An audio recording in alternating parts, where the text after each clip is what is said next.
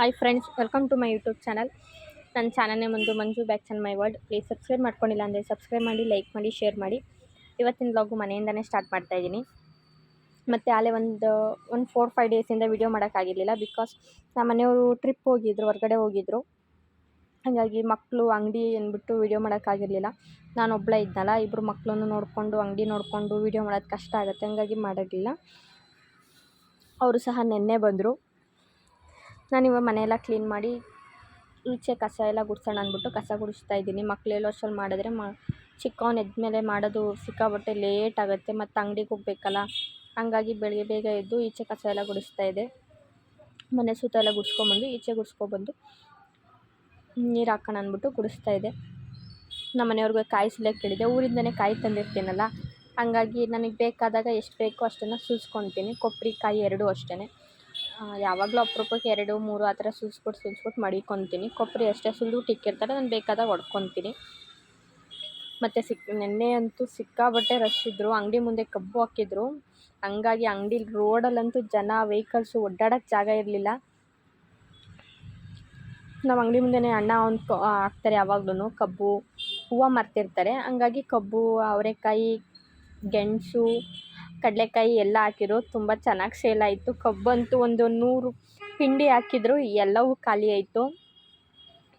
ಮತ್ತು ನಾನು ಅವ್ರ ಹತ್ರನೇ ತೊಗೊಳೋದು ಕಬ್ಬು, ಅವರೆಕಾಯಿ ಎಲ್ಲನೂ. ಅವರು ಬೆಳಿಗ್ಗೆ ಕೊಟ್ಟು ಕಳಿಸ್ತೀನಿ, ಹೋಗಕ್ಕ ಅಣ್ಣಂಗೆ ಕಳಿಸು ಅಂದರು. ಸರಿ ಆಯಿತು. ನಾನು ರಾತ್ರಿನೂ ತೊಗೊಂಬರ್ಲಿಲ್ಲ. ರಾತ್ರಿ ಅಂಗಡಿಯಿಂದ ಬರೋಷ್ಟರಲ್ಲಿ 10:30 ಆಗೋಗ್ಬಿಟ್ಟಿತ್ತು. ಹಾಗಾಗಿ ಆ ಅಣ್ಣ ಬೆಳಿಗ್ಗೆ ಕೊಟ್ಟು ಕಳಿಸ್ತೀನಿ ಅಂದ್ರಲ್ಲ, ಆ ಹೂವು ಎಲ್ಲ ಅವ್ರಿಗೆ ಹೇಳಿದ್ದೆ. ಬೆಳಗ್ಗೆನೇ ಕೊಟ್ಟು ಕಳಿಸ್ತೀನಿ ಹೋಗಕ್ಕ, ಬೆಳಿಗ್ಗೆ ತೊಗೊಬಂದು ಅಂತ ಹೇಳಿದ್ರು. ಸರಿ ಆಯಿತು ಅಂದ್ಬಿಟ್ಟು ಬಂದೆ. ನಾನು ರಂಗೋಲಿ ಎಲ್ಲ ಬಿಟ್ಟು ನಮ್ಮ ಮನೆಯವರು ಕಾಯಿ ಸುಲಿಯೋಕ್ಕೆ ಕೇಳಿದ್ನಲ್ಲ, ಕಾಯಿ ಸುಲಿದು ಕೊಟ್ಟು ನಾನು ರಂಗೋಲಿ ಬಿಟ್ಟು ಒಳಗಡೆ ಬಂದೆ. ಒಳಗಡೆ ಕ್ಲೀನ್ ಮಾಡೋಣ ಅಂತ ಅವರು ಅಣ್ಣಂಗೆ ಹೇಳಿದ್ದೆ, ಅದೇ ಹೂವು ಹಾಕ್ತಾರಲ್ಲ, ಅಣ್ಣಂಗೆ ಹೇಳಿದೆ ಹೂವು ಅವರೆಕಾಯಿ ಎಲ್ಲ ಕೊಟ್ಟು ಕಳಿಸಿ ಅಂತ. ಹಂಗಾಗಿ ನಮ್ಮ ಮನೆಯವರು ಇಸ್ಕೊಂಬಂದ್ಬಿಡ್ತೀನಿ ಅಂತ ಹೋದರು. ನಾನು ಅಷ್ಟರಲ್ಲಿ ಮನೆ ಕಸ ಗುಡಿಸ್ಬಿಟ್ಟು ಮನೆ ಒರೆಸೋಣ ಅಂದ್ಬಿಟ್ಟು ಮಾಡ್ತಾಯಿದ್ದೆ.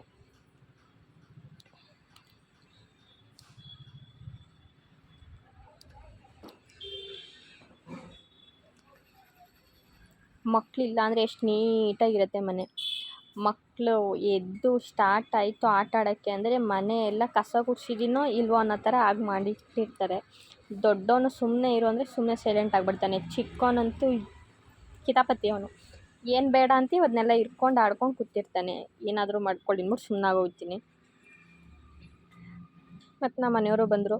ನಮ್ಮ ಮನೆಯವರು ಊರಿಗೆ ಅದೇ ಹೊರಗಡೆ ಹೋಗಿದ್ರು 3 ಡೇಸು. ಅವ್ರನ್ನ ರೇಗಿಸ್ತಾ ಇದೆ. ನನ್ನ ಮಕ್ಕಳನ್ನೆಲ್ಲ ಬಿಟ್ಟು ಹೋಗಿದ್ದೆ, ಅದು ಅಂಗಡಿ ನೋಡಿಕೊಂಡು ಮಕ್ಕಳು ನೋಡಿಕೊಂಡು ಹೆಂಗೆ ನೋಡೋದು ಹಂಗೆ ಹಿಂಗೆ ಅಂತ ಸಿಕ್ಕಾಬಟ್ಟೆ ಆಗುತ್ತೆ. ಅದು ದೊಡ್ಡವನದು ಏನೂ ಸಮಸ್ಯೆ ಅನಿಸಲ್ಲ. ಚಿಕ್ಕವನು ಇರ್ತಾನಲ್ವ, ಒಂದು ಊಟ, ಅಂಗಡಿ, ಅಡುಗೆ ಅನ್ನೋದೆಲ್ಲ ಸಿಕ್ಕಾಬಟ್ಟೆ. ಅಮ್ಮ ಬರ್ತಿದ್ರು ಯಾವಾಗ್ಲೂ. ಈ ಸಲ ಸಡನ್ನಾಗಿ ಹೊರಟಿದ್ದು. ಬೆಳಗ್ಗೆ ಶಾಪ್ ತೆಗಿಯೋಕ್ಕೆ ಅಂತ ಬಂದರು. ಫ್ರೆಂಡ್ಸ್ ಎಲ್ಲ ಹೋಗ್ತಾಯಿದ್ರು ಅಂದ್ಬಿಟ್ಟು ಅವ್ರು ಬಂದು ಸಿಕ್ಕಾಬಟ್ಟೆ ಹಿಂಸೆ ಮಾಡಿದ್ರು ಅಂದ್ಬಿಟ್ಟು ಸರಿ ಆಯಿತು ಹೋಗಿ ಬನ್ನಿ ಅಂತ ಹೋದರು. ಈ ಸಲನೂ ಅಮ್ಮನೂ ಕೂಡ ಬರಲಿಲ್ಲ. ನನ್ನ ಮಗನೂ ಎದ್ದ ಅಷ್ಟರಲ್ಲಿ ಅವನಿಗೂ ಸ್ನಾನ ಎಲ್ಲ ಮಾಡಿಸಿ ಬಟ್ಟೆ ಹಾಕಿ ತಿಂಡಿ ತಿನ್ಸೋಣ ಅಂತ ರೆಡಿ ಮಾಡಿದೆ. ನಾನು ಮಂಜು ಉಪವಾಸ ಇದ್ವಿ. ಜ್ಯೋತಿ ಆಗೋವರೆಗೂ ಊಟ ಏನು ಮಾಡೋದು ಬೇಡ ಅಂದ್ಬಿಟ್ಟು ಉಪವಾಸ ಇದ್ವಿ. ಇವರು ಇಬ್ರಿಗೂ ಇಡ್ಲಿ ತೊಗೊಬಂದಿದ್ರು ಅವರು. ಅವನಿಗೂ ಇಡ್ಲಿ ತಿನ್ನಿಸ್ದೆ, ಇವನು ಇಡ್ಲಿ ತಿಂದ. ಇವನು ಇಡ್ಲಿ ತಿನ್ನೋಷ್ಟರಲ್ಲಿ ಅವ್ನು ಸ್ನಾನ ಮಾಡ್ಕೊಂಡು ಬಂದು ರೆಡಿಯಾಗಿ ಆಮೇಲೆ ಇಡ್ಲಿ ತಿಂದು ಕುತ್ಕೊಂಡ. ನಾನು ಅಷ್ಟರಲ್ಲಿ ಸ್ನಾನ ಮಾಡ್ಕೊಂಬಂದೆ. ಇಬ್ಬರೂ ಬಿಟ್ಬಿಟ್ಟು ಹೋಗಿ ಟಿ ವಿ ನೋಡ್ಕೊಂಡು ಕೂತಿದ್ರು. ನಾನು ಸ್ನಾನ ಮಾಡ್ಕೊಂಬಂದು ರೆಡಿಯಾಗಿ, ನಾನು ಕಾಂಪ್ಯಾಕ್ಟು ಅದೆಲ್ಲ ಏನು ಹಾಕಲ್ಲ, ಒಂದು ಕ್ರೀಮ್ ಹಾಕ್ತೀನಿ ಅಷ್ಟೇ, ಮಾಯಿಶ್ಚರೈಸರ್ ಹಾಕ್ತೀನಿ ಅಷ್ಟೇ ಮುಖಕ್ಕೆ. ಎಲ್ಲೋ ಹೊರಗಡೆ ಹೋಗ್ತಾಯಿದ್ದೀನಿ ಅಂದರೆ ಕ್ರೀಮು ಕಾಂಪ್ಯಾಕ್ಟು ಯೂಸ್ ಮಾಡ್ತೀನಿ, ಇಲ್ಲ ಅಂದರೆ ಯೂಸ್ ಮಾಡಲ್ಲ. ಎಲ್ಲ ರೆಡಿ ಆದಮೇಲೆ ಪೊಂಗಲ್ಲು ಮತ್ತು ಖಾರ ಪೊಂಗಲ್ ಮಾಡೋಣ ಅಂದ್ಬಿಟ್ಟು ಹೋದೆ. ನಮ್ಮ ಮನೆಯವರು ಅಂಗಡಿಗೆ ಹೋದರು. ಕರ್ಕೊಬಂದು ಬಿಡಮ್ಮ, ಅಡುಗೆ ಮಾಡೋಕ್ಕೆಲ್ಲ ಬಿಡಲ್ಲ ಅಂತ ಅಂದರು. ಇಲ್ಲ ಏನು ಬೇಡ, ನಾನೇ ಬರ್ತೀನಿ, ಅಷ್ಟರಲ್ಲಿ ಮಾಡಿಬಿಟ್ಟು ಒಂದು ಅರ್ಧ ಗಂಟೆ ಸಾಕು, ಅಡುಗೆ ಮಾಡಿ ದೀಪ ಎಲ್ಲ ಹಚ್ಬಿಟ್ಟು ಬರ್ತೀನಿ, ನೀವು ಹೋಗಿರಿ ಅಂದ್ಬಿಟ್ಟು ಅವ್ರನ್ನ ಕಳಿಸ್ದೆ.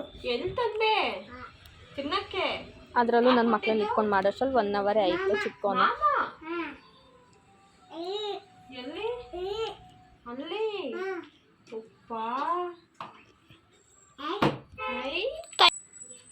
ಬಂದು ಅಡುಗೆ ಮನೆಯೆಲ್ಲ ರಾತ್ರಿನೇ ಕ್ಲೀನ್ ಮಾಡಿ ಇಟ್ಬಿಟ್ಟಿದ್ದೆ. ಪಾತ್ರೆ ಎಲ್ಲ ತೊಳೆದು ಅಡುಗೆ ಮನೆಯೆಲ್ಲ ಕ್ಲೀನ್ ಮಾಡಿ. ಏನಮ್ಮ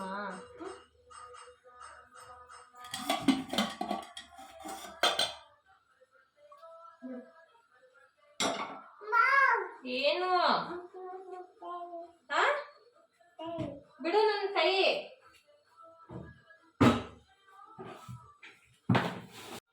hi friends, welcome to my channel. ಎಲ್ಲರೂ ಚೆನ್ನಾಗಿದ್ದೀರಾ ಅನ್ಕೊಂತೀನಿ. ಹ್ಯಾಪಿ ಸಂಕ್ರಾಂತಿ ಎಲ್ಲರಿಗೂ.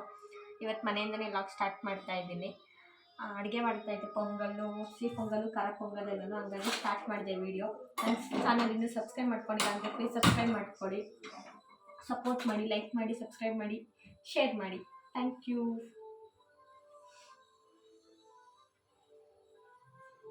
ಮತ್ತು ಸ್ವೀಟ್ ಪೊಂಗಲ್ ಮಾಡೋಣ ಅಂತ ರೆಡಿ ಮಾಡಿಕೊಂಡೆ. ಎಲ್ಲರೂ ಮಾಡೋ ಥರನೇ ನಾನು ಮಾಡ್ತೀನಿ. ಒಲೆಯಲ್ಲಿ ಹಚ್ಚಿಟ್ಟು ಪಾತ್ರೆ ಇಟ್ಬಿಟ್ಟು ಅದು ಕಾಯೋದ್ಮೇಲೆ ತುಪ್ಪ ಹಾಕಿ ಹೆಸ್ರುಬೇಳೆ ಹಾಕ್ತೆ. ಹೆಸ್ರುಬೇಳೆ ಚೆನ್ನಾಗಿ ಕೆಂಪಗೆ ಹುರ್ಕೊಬೇಕು. ಒಂದು 4 ಸ್ಪೂನ್ ತುಪ್ಪ ಹಾಕ್ತೆ. ಹೆಸ್ರುಬೇಳೆ ನಮ್ಮ 3-4 ಜನಕ್ಕಲ್ವ ನೋಡಿಕೊಂಡು 1 ಕಪ್ ಹಾಕ್ಕೊಳ್ಳು. 1 ಕಪ್ ಹೆಸ್ರುಬೇಳೆ ಹಾಕ್ಕೊಂಡೆ. ಚೆನ್ನಾಗಿ ಕೆಂಪಗೆ ಹುರ್ಕೊಂಡಾದ್ಮೇಲೆ ಅದೇ ಕಪ್ಪಲ್ಲಿ 1 ಕಪ್ಪು ಅಕ್ಕಿ ಹಾಕ್ಕೊಂಡು ತೊಳೆದ್ಬಿಟ್ಟು ಅದಕ್ಕೆ ಅಕ್ಕಿ ಹಾಕ್ಕೊಂಡು ಕುಕ್ಕರಲ್ಲಿ ಮುಚ್ಕೊಳ್ಳೋದು. ಮುಚ್ಚಿಬಿಟ್ಟು ಒಂದು 3-4 ವಿಷಲ್ ಕೂಗಿಸಿದ್ರೆ ಕೆಂಪಗೆ ಚೆನ್ನಾಗಿ ಉರಿಬೇಕು. ಹೆಸ್ರುಬೇಳೆ ಚೆನ್ನಾಗಿ ಹುರಿದ್ರೆ ಚೆನ್ನಾಗಿರುತ್ತೆ. ಮುಚ್ಚಿಬಿಟ್ಟು ಸೈಡಲ್ಲಿಟ್ಟೆ. ಅದೇ ಥರ ಖಾರ ಪೊಂಗಲ್ಗೂ ಅಕ್ಕಿ ನಮಗೆ ಎಷ್ಟು ಬೇಕೋ ಅಷ್ಟು ಅಳತೆಯಲ್ಲಿ ಅಕ್ಕಿ ಮತ್ತು ಹೆಸ್ರುಬೇಳೆನ ಚೆನ್ನಾಗಿ ಹುರ್ಕೊಂಡು ಆಮೇಲೆ ಅದನ್ನು ಕೂಗಕ್ಕೆ ಇಡೋದು. ಒಂದು 3-4 ಕೂಗಿಸೋದು. ಅದು ಕೂಗಾದ್ಮೇಲೆ ಈ ಕಡೆ ಪೊಂಗಲ್ಲಿಗೆ ಬಾಣಲಿ ಇಟ್ಬಿಟ್ಟು ಬೆಲ್ಲ ಎಷ್ಟು ಬೇಕಷ್ಟನ್ನು ಹಾಕ್ಕೊಂಡು 1 ಕಪ್ ಹೆಸ್ರುಬೇಳೆಗೆ 3 ಬೆಲ್ಲ ಹಾಕ್ಕೊಬೇಕು. ಒಂದು ಅರ್ಧ ಲೋಟದಷ್ಟು, ಚಿಕ್ಕ ಲೋಟದಲ್ಲಿ ಒಂದು ಅರ್ಧ ಲೋಟದಷ್ಟು ನೀರು ಹಾಕ್ಕೊಂಡು ಚೆನ್ನಾಗಿ ಅದನ್ನು ಕರ್ಗಕ್ಕೆ ಬಿಡೋದು. ಮತ್ತು ಅದರೊಳಗಡೆನೇ ಏಲಕ್ಕಿ ಪುಡಿ ಹಾಕ್ಕೊಳ್ಳೋದು. ಅದೆಲ್ಲ ಕರ್ಗಾದ್ಮೇಲೆ ಅದನ್ನು ಪೊಂಗಲ್ ಏನು ಬೇಯಿಸಿಕ್ಕಿರ್ತೀವಿ ಹೆಸ್ರುಬೇಳೆ ಮತ್ತು ಅನ್ನನ ಅದರೊಳಗಡೆಕ್ಕೆ ಅದನ್ನು ಮಿಕ್ಸ್ ಮಾಡಿಕೊಂಡು ನಮಗೆಷ್ಟು ನೋಡ್ಕೊಬೇಕು, ಅದೇ ಎಷ್ಟು ಅದಕ್ಕೆ ಬೇಕು ಅಂತ ನೋಡಿಕೊಂಡ್ರೆ ಆಯಿತು. ಈ ಕಡೆ ಇನ್ನೊಂದು ಸೈಡಲ್ಲಿ ತುಪ್ಪ ಹಾಕ್ಬಿಟ್ಟು ಗೋಡಂಬಿ ದ್ರಾಕ್ಷಿನ ಚೆನ್ನಾಗಿ ಹುರ್ಕೊಂಡೆ. ಒಬ್ಬೊಬ್ಬರು ಬಾದಾಮಿ ಮತ್ತು ಖರ್ಜೂರ ಎಲ್ಲ ಹಾಕ್ತಾರೆ, ಬಟ್ ನಾನೇನು ಹಾಕಲಿಲ್ಲ. ನಾನು ಗೋಡಂಬಿ ದ್ರಾಕ್ಷಿ ಅಷ್ಟೇ ಹಾಕಿದ್ದು, ಮಕ್ಕಳೂ ತಿಂತಾರೆ ಅಂದ್ಬಿಟ್ಟು. ಅದಕ್ಕೊಂದು 4 ಟೇಬಲ್ ಸ್ಪೂನಷ್ಟು ಕೊಬ್ಬರಿ ತುರಿ ಹಾಕ್ಕೊಂಡೆ. ಅದನ್ನು ಚೆನ್ನಾಗಿ ಕೆಂಪಾಳ ಹುರಿದ್ಬಿಟ್ಟು ಅದನ್ನು ಹುರಿದಿರೋದನ್ನು ಏನು ಅನ್ನ, ಹೆಸ್ರುಬೇಳೆ, ಬೆಲ್ಲ ಎಲ್ಲ ಹಾಕಿ ಬೇಯಿಸಿಕ್ಕಿರ್ತೀವಿ ಅದರೊಳಗಡೆಗೆ ಇದನ್ನು ಹಾಕ್ಕೊಂಡು ಒಂದು ಕುದಿಸಿದ್ರೆ ಸಾಕು. ಸ್ವೀಟ್ ಪೊಂಗಲ್ ರೆಡಿ ಆಗುತ್ತೆ. ಪಟ ಅಂತ ಆಗುತ್ತೆ ಸ್ವೀಟ್ ಪೊಂಗಲ್, ಖಾರ ಪೊಂಗಲ್ಲು. ಟೈಮ್ ಹಿಡಿಯಲ್ಲ. ಹಂಗಾಗಿ ನಮ್ಮ ಮನೆಯವ್ರಿಗೆ ಒಂದು ಅರ್ಧ ಗಂಟೆ ಸಾಕು, ಬಂದುಬಿಡ್ತೀನಿ ಅಂತ ಹೇಳಿದೆ. ನನ್ನ ಮಗನ ಇತ್ತ ಆಡಿಸ್ಕೊಂಡು ಮಾಡಿಸ್ರಲ್ಲಿ 1 ಅವರ್ ಟೈಮೇ ಆಗೋಯಿತು. ಸೊ ಸ್ವೀಟ್ ಪೊಂಗಲ್ ಆಯಿತು. ಇನ್ನೊಂದು ಸೈಡಲ್ಲಿ ಖಾರ ಪೊಂಗಲ್ಗೆ ಬೇಯಿಸಿಟ್ಟಿದ್ದೆ ಆಲ್ರೆಡಿ. ಅನ್ನ ಮತ್ತು ಹೆಸ್ರುಬೇಳೆ ಎಲ್ಲನೂ ಬೇಯಿಸಿಟ್ಟಿದ್ದೆ. ಹಸಿಮೆಣ್ಸಿನ್ಕಾಯಿ ಎಲ್ಲ ಕುಯ್ಕೊಂಡು ಶುಂಠಿನ ಸ್ವಲ್ಪ ತುರ್ಕೊಂಡು ಇಲ್ಲ ಸಣ್ಣಗೆ ಹಚ್ಕೊಂಡು ಮಡಿಕ್ಕೊಬೇಕು. ಅದೇ ಬಾಣಲಿಗೆ ತುಪ್ಪ ಹಾಕ್ಕೊಂಡೆ. ಇದಕ್ಕೂ ಅಷ್ಟೇ ಒಂದು 4 ಟೇಬಲ್ ಸ್ಪೂನಷ್ಟು ತುಪ್ಪ ಹಾಕ್ಕೊಂಡು ಅದಕ್ಕೆ ಒಂದು ಅರ್ಧ ಸ್ಪೂನು ಸಾಸಿವೆ, 1 ಸ್ಪೂನ್ ಜೀರಿಗೆ, 1 ಸ್ಪೂನ್ ಮೆಣಸು, ಏನು ಶುಂಠಿನ ತುರಿದಿಟ್ಕೊಂಡಿರ್ತೀವಿ ಅದೊಂದು ಸ್ಪೂನ್ ಹಾಕ್ಬಿಟ್ಟು ಒಂದು ಸ್ವಲ್ಪ ಫ್ರೈ ಮಾಡಿ ಹಸಿಮೆಣ್ಸಿನ್ಕಾಯಿ ಹಾಕೋದು.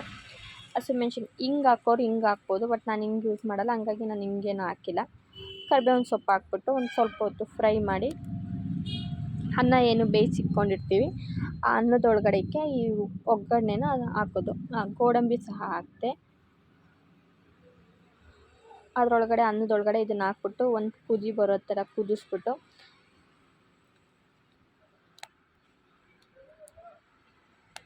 ಅದಕ್ಕೆ ಕಾಯಿಸಿ ಹಾಲು ಇಟ್ಕೊಂಡಿದ್ದೆ ಫಸ್ಟೇ. ಆ ಹಾಲನ್ನ ಸ್ವಲ್ಪ ಹಾಕ್ತೆ. ಸಿಮ್ಮಲ್ಲಿ ಇಟ್ಬಿಟ್ಟು ಊರಿನ ಹಾಲು ಹಾಕೋದ್ರಿಂದ ಏನು ಒಡೆಯಲ್ಲ ಹಾಲು. ಒಂದು ಕುದಿ ಸಾಕು, ಅದು ಅಷ್ಟೇ. ಹಾಲು ಹಾಕಿದ್ಮೇಲೆ ಒಂದು ಕುದಿಸ್ಬಿಟ್ಟು ಉಪ್ಪು ಹಾಕ್ಬಿಟ್ಟು ನಿಮ್ಗೆ ಎಷ್ಟಕ್ಕೆ ಬೇಕು ಅದನ್ನೇ ಆಯಿತು, ರೆಡಿ ಆಯಿತು. ಅದಕ್ಕೆ ಸೈಡಿಗೆ ಇಟ್ಟೆ. ಮತ್ತು ಇನ್ನೊಂದು ಸೈಡಲ್ಲಿ ನಾನು ಗೆಣಸು, ಅವರೆಕಾಯಿ ಮತ್ತು ಕಡಲೆಕಾಯಿ ಎಲ್ಲನೂ ಬೇಯಿಸ್ಕೊಂಡೆ ದೇವ್ರಿಗೆ ನೈವೇದ್ಯಕ್ಕೆ ಅಂದ್ಬಿಟ್ಟು. ಅದನ್ನೆಲ್ಲ ಬೇಯಿಸ್ಕೊಂಡು ರೆಡಿ ಮಾಡಿಟ್ಬಿಟ್ಟು ಅಡುಗೆ ಕೆಲಸ ಎಲ್ಲ ಆದಮೇಲೆ ದೇವ್ರ ಮನೆ ಹೊಸ್ಲು ಮತ್ತು ಈಚೆ ಕಡೆ ಹೊಸ್ಲನ್ನೆಲ್ಲ ಗುಡಿಸಿ ತೊಳೆದು ಅರ್ಶಿನ ಕುಂಕುಮ ಎಲ್ಲ ಇಟ್ಟು ರಂಗೋಲಿ ಏನು ಹಾಕಲ್ಲ. ರಂಗೋಲಿ ಹಾಕಿದ್ರೆ ನನ್ನ ಮಗ ಕಾಲಲ್ಲೇ ತುಳ್ಕೊಂಡೆಲ್ಲ ಓಡಾಡ್ತಿರ್ತಾನೆ, ಹಂಗಾಗಿ ರಂಗೋಲಿ ಏನು ಹಾಕಲ್ಲ. ಅರ್ಶಿನ ಕುಂಕುಮ ಎಲ್ಲ ಇಟ್ಟು ಹೂವು ಎಲ್ಲ ಇಟ್ಬಿಟ್ಟು ಒಳಗಡೆ ಬಂದು ಒಳಗಡೆನೂ ದೇವ್ರ ಮನೆ ಎಲ್ಲ ಕ್ಲೀನ್ ಮಾಡಿ ದೇವ್ರ ಸಾಮಾನೆಲ್ಲ ತೊಳೆದು ಎಲ್ಲ ಕ್ಲೀನ್ ಮಾಡಿಬಿಟ್ಟು ಹೂವು ಎಲ್ಲ ಮಡಿಸಿ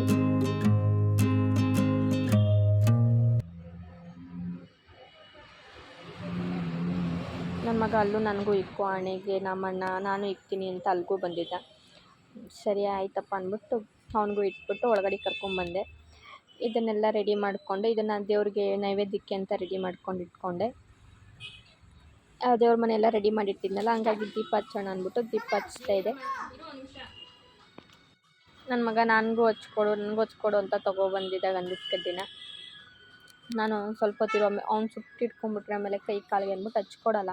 ಹಚ್ಕೊಡ್ತೀನಿ ಅಂದ್ಬಿಟ್ಟು ಒಂದು ಸ್ವಲ್ಪ ಸುಮ್ಮನೆ ಹಿಂಗೆ ಇಟ್ಕೊಂಡು ವಾಪಸ್ ಅವನಿಗೆ ಕೈ ಕೊಟ್ಟೆ.